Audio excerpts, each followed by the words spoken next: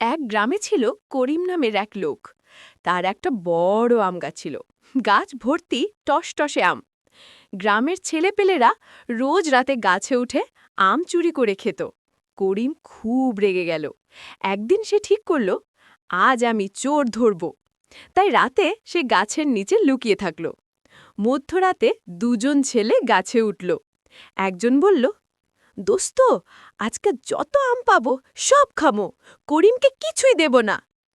হঠাৎ করিম গাছের নিচ থেকে চিৎকার করল, ওই চোর, নাম নাম।